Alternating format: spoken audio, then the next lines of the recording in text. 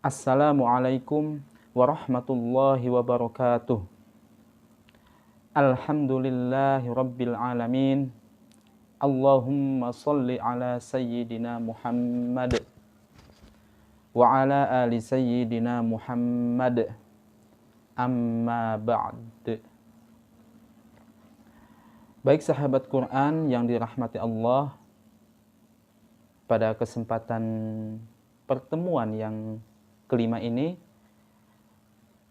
saya akan berbagi kisah inspiratif orang yang mencintai Al-Quran, orang yang istiqomah dalam membaca Al-Quran. Pada kesempatan ini, mohon maaf sahabat Quran, harusnya kita melanjutkan materi cara belajar mengajar Al-Quran atau Iqra.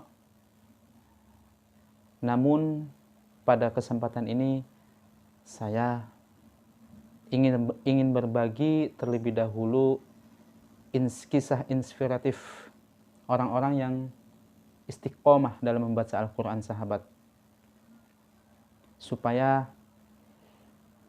kita semuanya selalu tetap istiqomah dalam melakukan hal-hal kebaikan sahabat. Baik sahabat Quran, begini cerita kisah inspiratifnya yang berjudul Makam Seorang yang Selalu Istiqomah dalam Membaca Al-Quran. Itu dipindahkan dari Turki ke Arab, didekatkan di makam Rasulullah secara gaib sahabat.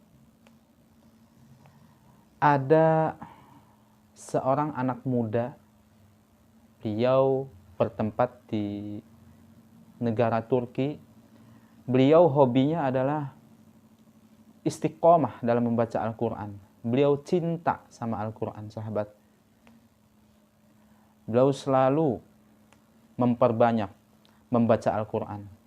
Singkat cerita sahabat, ketika beliau sudah menua, jadi matanya itu ketika membaca Al-Quran kurang jelas sahabat. Jadi kalau dikatakan zaman sekarang, matanya sudah mulai mins.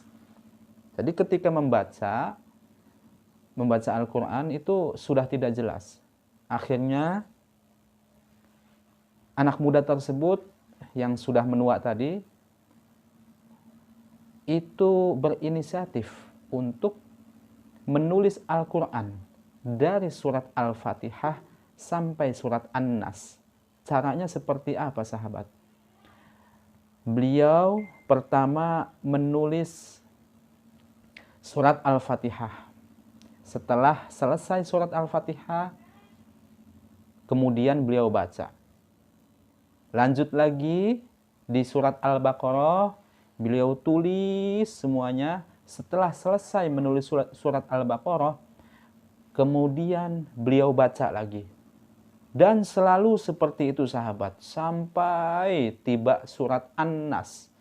Nah, ketika sudah selesai, beliau akhirnya bisa membaca dengan istiqomah lagi, dengan tulisan beliau yang besar sahabat. Karena beliau mempunyai keinginan yang kuat. Saking cintanya sama Al-Quran, beliau tidak mau lepas dari Al-Quran. Tidak mau lepas dari kebiasaan membaca Al-Quran sahabat. Beliau tulis dengan huruf yang besar-besar sahabat. Supaya apa? Supaya ketika membaca itu terlihat jelas dan lancar. Karena zaman dulu itu belum ada yang namanya kacamata sahabat. Maka dari itu beliau inisiatif menulis Al-Quran dari surat Al-Fatihah sampai surat An-Nas sahabat. Itu begitu ceritanya sahabat. Nah, Kemudian singkat cerita sahabat, ketika beliau sebelum wafat, beliau memberikan wasiat kepada anaknya, wahai anakku, nanti ketika bapak sudah tiada, meninggal dunia, tolong Al-Quran yang bapak tulis ini, karya bapak ini, tolong nanti ikut dimakamkan bersama bapak, ikut dikuburkan bersama bapak ya nak. Akhirnya anaknya selalu mengingat wasiat dari ayahandanya tercinta. Tak lama kemudian sahabat Quran, inna lillahi wa inna ilaihi raji'un, kemudian beliau pun meninggal dunia. Dan lalu anaknya ingat dengan wasiat ayahandanya, kemudian beliau dikuburkan, dimakamkan bersama Al-Quran tulisan beliau yang ketika waktu itu beliau tulis dari Al-Fatihah sampai An-Nas. Setelah berapa lama, kemudian anaknya ini mau melaksanakan ibadah haji sahabat. Kemudian beliau berangkat melaksanakan ibadah haji. Nah, setelah selesai melaksanakan ibadah haji, kemudian beliau sebelum pulang itu membeli oleh-oleh Al-Quran ke salah satu toko. Kemudian beliau tanya ke tuan toko, wahai tuan toko, saya mau membeli Al-Quran. Apakah ada Al-Quran di sini? Ada wahai anak muda, nanti saya ambilkan.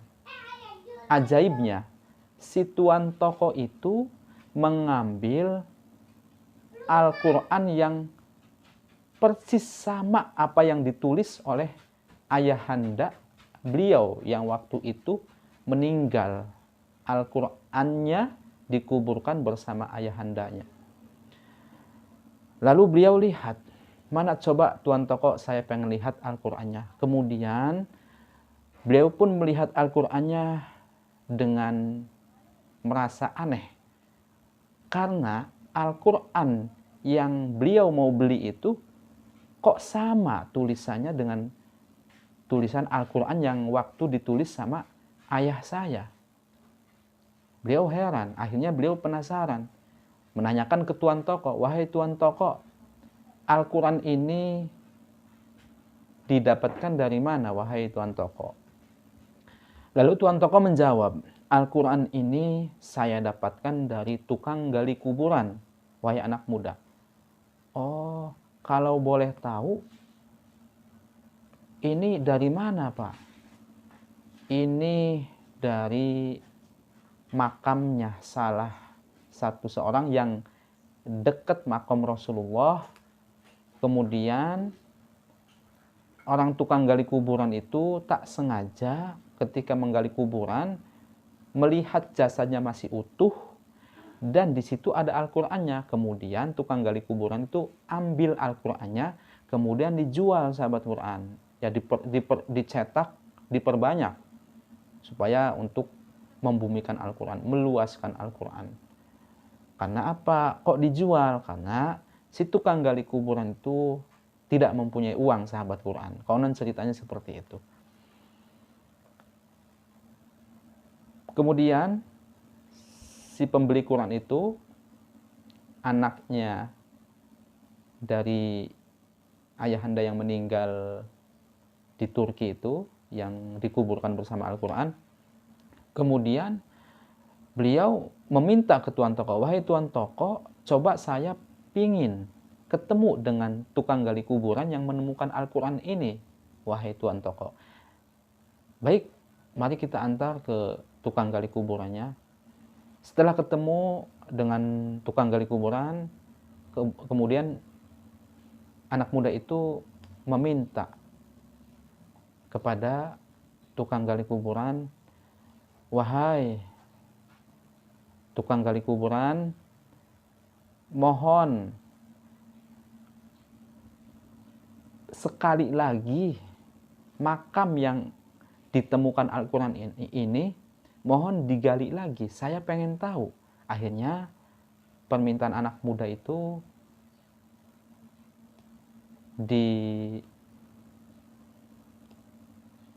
sama orang tua itu yang menggali kuburan, akhirnya diiyakan sama penggali kuburan itu. Mari kita menggali kuburannya lagi. Yang waktu itu saya menemukan Al-Quran. Kemudian digali, setelah digali, ternyata ketika melihat jasadnya, anak muda tersebut sangat shock, sangat kaget. Ternyata jasad tersebut adalah ayahandanya ketika dikuburkan di Turki bersama Al-Quran. Ternyata jasad ayahanda beliau, si anak muda yang berangkat haji itu, yang melaksanakan ibadah haji, itu sangat kaget sekali. Ternyata ayahnya dipindahkan secara gaib dari Turki ke dekatnya makam Rasulullah Shallallahu Alaihi Wasallam. Sangat mulia sekali orang ini. Jadi kisah ini apa yang terkandung dalam cerita ini? Hikmahnya apa? Hikmahnya adalah orang yang istiqomah dalam kebaikan, orang yang istiqomah dalam membaca Al-Quran, itu di dunianya saja orang tersebut didekatkan bersama Rasulullah walaupun beliau sudah meninggal. Apalagi nanti di akhirat, mudah-mudahan kita bisa mengambil hikmah, bisa mengamalkan apa yang terkandung di cerita inspiratif ini, sahabat Quran. Mudah-mudahan kita semua selalu mendapatkan hidayah yang lurus, diberikan kesehatan oleh Allah Subhanahu wa taala. Mudah-mudahan kita selamat fid dini wal akhirah. Amin amin ya rabbal alamin. Mungkin kisah inspiratif ini bisa bermanfaat untuk semua yang melihat channel ini, khususnya untuk para pecinta Al-Quran. Mudah-mudahan kita selalu dalam lindungan Allah dan ridha Allah. Amin amin ya rabbal alamin. Mungkin sekian dari saya. Billahi taufiq wal hidayah. Wassalamualaikum warahmatullahi wabarakatuh.